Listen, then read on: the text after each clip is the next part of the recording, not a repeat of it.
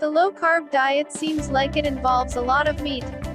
Isn't everyone going plant-based these days? The problem is that people are going plant-based. They have been for decades. Look around at all the plant-based bellies.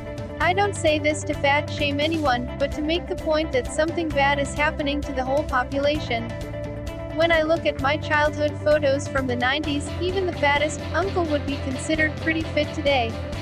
You will be hearing the term plant-based a lot more over the coming years. It is the food industry's new weapon to fight low carb.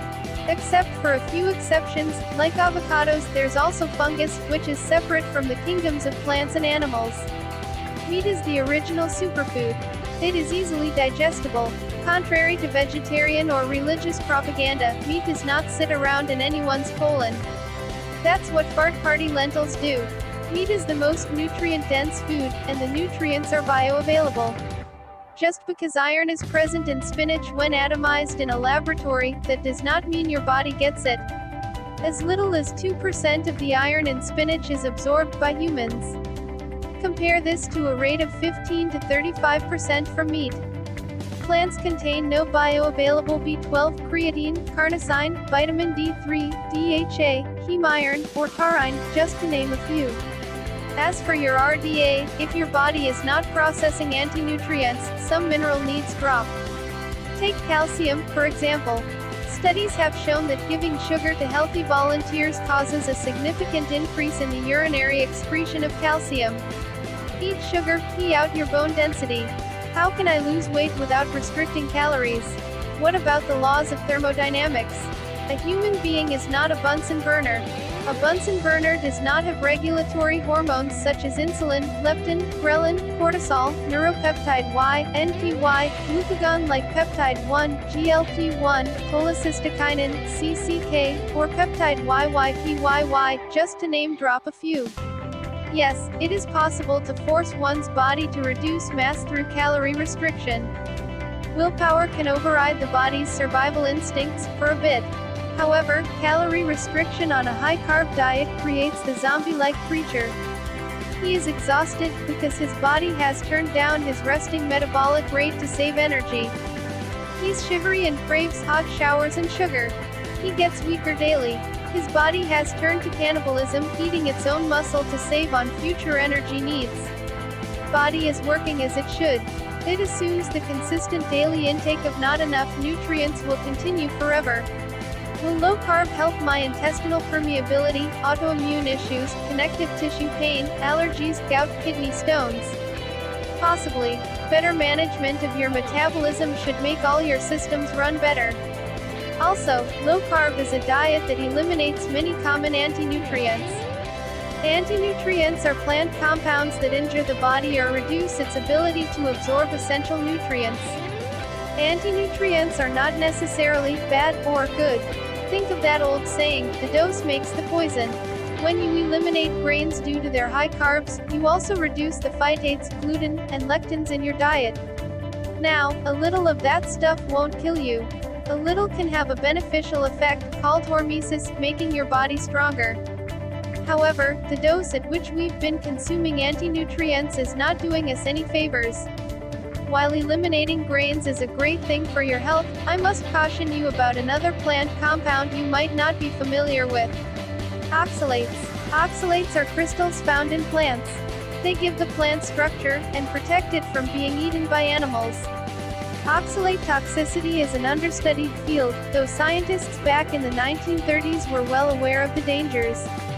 The message got lost along the way, in our rush to embrace new superfoods. If your new low-carb diet is low on oxalate foods, your body may begin the process of clearing out stores of the plant-derived crystals. What some keto dieters report as a keto rash may be a detoxifying process called oxalate dumping. On the other hand, your oxalate intake on low carb could increase if you go heavy into green smoothies and almond flour biscuits. A healthy human body can tolerate some oxalates. In fact, we make some during biological processes. However, the dose makes the poison.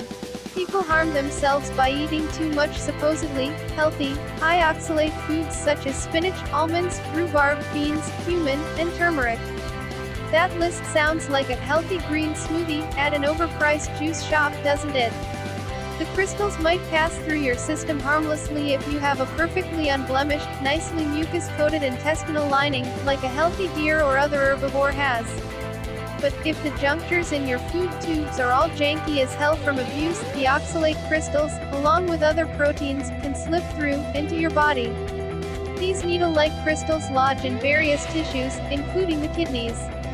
Most kidney stones, 70 to 80%, are made of calcium oxalate.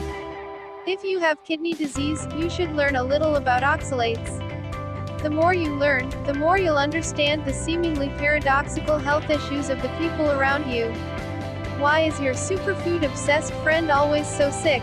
Plant antinutrients might be why the kombucha brewing, beet juicing people you know have more connective tissue pain and unexplained health conditions than anyone else. It also explains why someone who doesn't touch greens never has an ache in his stupid body. Notorious big bad high oxalate foods: spinach, kale, wheat bran, rhubarb, beets and beet greens, potato chips and french fries, beans, cola, goji berries, nuts, nut butters, nut milks, soybeans, soy beverage, tofu.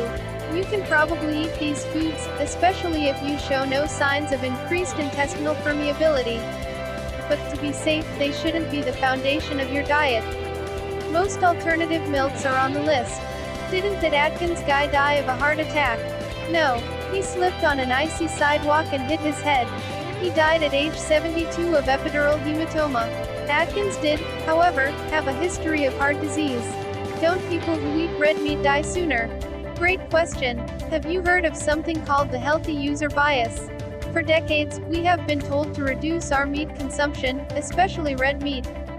Healthy users, who won't eat red meat because it's bad for you, also use the crosswalk, exercise, and stay out of dive bars. That's why surveys sometimes show vegetarians as being slightly healthier. However, to date, there are no solid clinical studies controlling for other factors that prove a vegetarian diet is healthier than an omnivore diet. You'll have to switch to artery calcifying quinoa granola bars sweetened with organic agave syrup. Fun fact, studies have shown that consumption of red meat lengthens telomeres. If you know genetics, you'll know that's a good thing.